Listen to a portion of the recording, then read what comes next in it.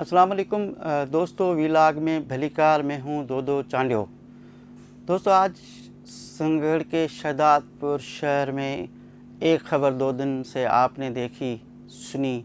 Social media पे भी और कुछ अखबारात में, टीवी चैनल्स पे भी। और ये ख़बर सिर्फ आज की ख़बर नहीं है, वो एक बड़े अरसे से सिंध के अंदर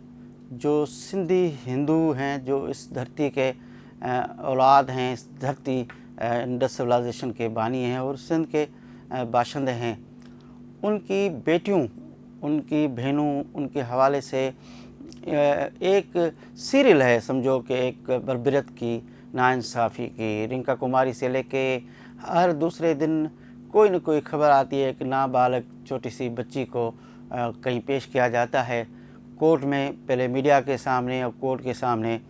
और तासर ये दिया जाता है कि वो क्योंकि मुसलमान हुई है और उसने अपना दीन, जो हिंदू धर्म दीन है, वो उसने तब्दील किया है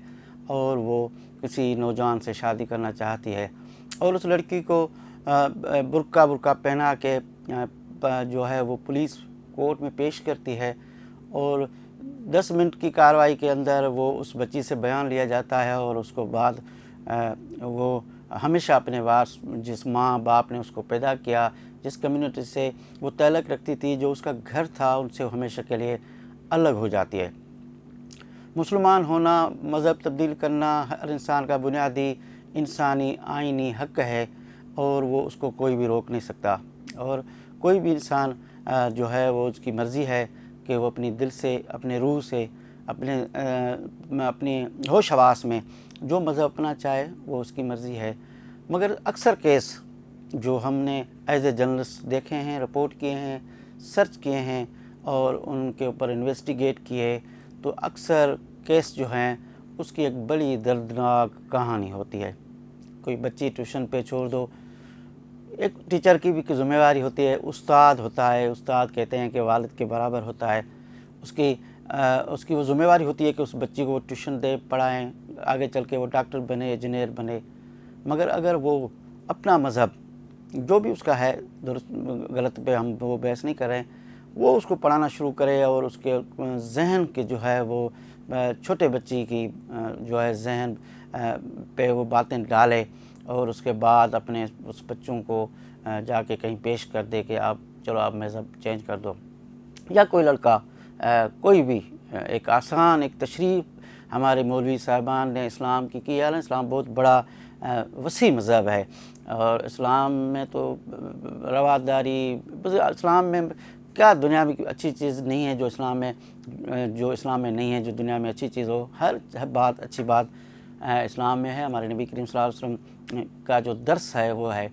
मगर यहाँ लोग यानी उनको नमाज़ पढ़ने का टाइम नहीं मिलता, उनको रोज़ा रखने का नहीं मिलता, उसने दुनिया इस्लाम के बाकी जितने भी जो असूल हैं उनके लिए उनके पास टाइम नहीं है। मगर किसी भी बच्ची को वर्गला के मुसलमान मज़हब के नाम में, इसलिए उसको काउंसलिंग करके उसको जबरन या ज़हनी जबर के बहुत सारे इक़दाम होते हैं। ये नहीं है कि पिस्टल लेके गाने रख लो या कुल्हाड़ी सीधी कर दो। जबर के बहुत तशरीह हैं। जबर ये होता है कि आप उसका कच्चा जहन जो है वो तब्दील कर दो, और उस जिसको अभी तक बुरे भले का जो है वो एहसास न हो, उसकी एज इतनी छोटी सी हो। हम सिंधी में कहते थे कि बार मन मुछ जो वार, जिना वार बो तेरा वरंदो, और कहा जाता है कि जिस तरह बाल होते हैं, आप जिस तरह करो इस तरह बाल हो। मूछ का बाल है, छोटा बच्चा जो है वो इस तरह होता है, उसको आप जो तरबियत दो, जिस तरह आप उसका काउंसलिंग करो, जो उसके जहन में आप डालो, वो इस चीज़ें जो है वो बच्चा सीखेगा। तो ऐसे बच्चों को, ख़ास तौर हिंदू कम्युनिटी के बच्चों को बरगला के उनके जहन में बातें डाल के, फिर उनकी पूरी कम्युनिटी से आप उसको अलग करके, फिर उन बच्चों की मेरे पास इतना टाइम नहीं है, उस पर मैं ज़रूर एक स्टोरी करूँगा कि जिन बच्चों को इस्लाम तब्दील कराने का जो ये सारा प्रैक्टिस करा के उसको जहाँ वो ले गए, वो बच्चियाँ बाद में जिन मुश्किलातों को फेस कर रही हैं, वो कहानियाँ कभी कभी सुनते हैं तो हमारे जो है वो कहते हैं कि रोंडे खड़े हो जाते हैं। बस हमारी हालत, आंखों में आंसू आ जाते हैं कि उन बच्चियों का मुस्तकबिल बाद में क्या हुआ। یہ ایک سندھ کے جو رواداری ہے، جو سندھ کی مذہبی بھائی چارگی ہے، صدیوں سے جو سندھ میں مذہبی حوالے سے سندھی ہندو اور سندھی مسلمان آپس میں ساتھ رہے ہیں، اور جو ہولی عید ساتھ مناتے ہیں، ان کے بیچ میں یہ ایک دراڑیں ڈال کے سندھ کی بزنس کمیونٹی، مزدور کمیونٹی، ہاری کسان کمیونٹی کو سندھ کے لوگوں سے دور کرنے کی ایک بڑی سازش میرے خیال میں ہے، اور اس کے بہت سارے وجوہات ہیں، بہت سارا ایک لمبا اس پہ ڈسکس ہو سکتا ہے، مگر ہم نے دیکھا ہے کہ مسجد مندرگاہ سے لے کے کنٹینیوٹی یہ ایک کوشش کی جا رہی ہے۔ اس سے ہوتا کیا ہے؟ اس سے ہوتا ہے کہ ہماری ایک بڑی بزنس کمیونٹی جو ہے وہ یا تو سندھ چھوڑ کے جا رہی ہے، خاص طور ہندو برادری پڑوسی ملک میں جا رہی ہے، پڑوسی ملک میں جاتی ہے تو ہمارے ملک کے خلاف ایک پروپیگنڈا ہوتی ہے کہ وہاں اقلیتوں کو حقوق نہیں ہے، ان کی بچوں کو اغوا کیا جاتا ہے۔ ایک بڑی بھارتی قسم کی جو مذہب پرست میڈیا ہے وہ ایک پروپیگنڈا کرتی ہے۔ دوسرا یہ ہے کہ ہمارے لوگ یہاں سے بڑے تعداد میں ابھی اپنے بچے جو ہیں وہ کینیڈا، آسٹریلیا جو ہے وہ امریکہ اور دوسرے ممالک شفٹ کر رہے ہیں ان کے ایڈوکیشن کے لیے۔ ڈر بیٹھ گیا ہے۔ ہم جو سندھی ہندو اور مسلمان آپس میں کھیلتے تھے بچپن میں، ہمیں فرق نہیں ہوتا تھا کہ یہ مسلمان بچہ ہے یا ہندو بچہ ہے، گھروں میں جا کے کھانا کھاتے تھے، ایک دوسرے کے میں گھروں میں جا کے بیٹھتے تھے، کھیلتے تھے، ہمارے ایک گھر ہوتا تھا سندھ ایک، اور اس میں کوئی مذہب کے حوالے سے کوئی تفریق نہیں تھی۔ وہ تفریق دن بدن بڑھائی جا رہی ہے۔ ایک بڑی سازش ہے سندھ کے خلاف، اور سندھ کے شہروں میں یہ جو ہمارا بزنس کمیونٹی ہے ان کو مائیگریٹ کرانا، اور گاؤں میں جو ہمارے کولی، بھیل، میگھواڑ غریب لوگ جو ہماری زراعت کے حوالے سے ہمارے گاؤں گوچوں میں آباد کر کے بیٹھے ہیں، ان کی بیٹیوں کو مٹھی میں کیس ہوا۔ آپ نے دیکھا کراچی میں ایک اور کیس ہوا، اس کے بعد حب سے ایک بچی نے کہا کہ مجھے غلط گائیڈ کیا گیا، آج یہ شہزاد پور میں ہوا ہے۔ اس کے علاوہ بہت سارے ایشوز ہوئے ہیں شہزاد پور میں، یوں تک کہ آپ بندوں کو تھانے بٹھاتے ہو اور پھر ایک ڈنڈا بردار لوگ پوری رات تھانوں کے باہر کھڑے ہوتے ہیں، پھر ان بچوں کا برقع پہنا کے کہ اس کے چہرے بھی نہیں دیکھ سکے صحیح منصف انداز سے کہ وہ دکھ میں، سکھ میں، تکلیف کس میں ہے یا خوشی میں ہے، پھر آپ جج کے پاس پیش کرتے ہو، اور جج صاحبان ہمارے کہتے ہیں کہ صحیح 18 سال ہے، بالغ ہیں، اب فیصلہ کر سکتے ہیں۔ یہ جو دارالمان بنے ہوئے ہیں یہ کس کے لیے ہیں؟ کسی جج سے ہم نے پوچھا ہے؟ میں نہیں کہہ رہا ہوں، کسی deputy commissioner, S S P سے کسی نے پوچھا ہے کہ آپ باقی تو کوئی عورت آتی ہے اپنے شوہر کے خلاف یا پسند کی شادی کرتی ہے یا مسلمان ہے تو اس کو آپ فوری تو دارالمان بھیج دیتے ہو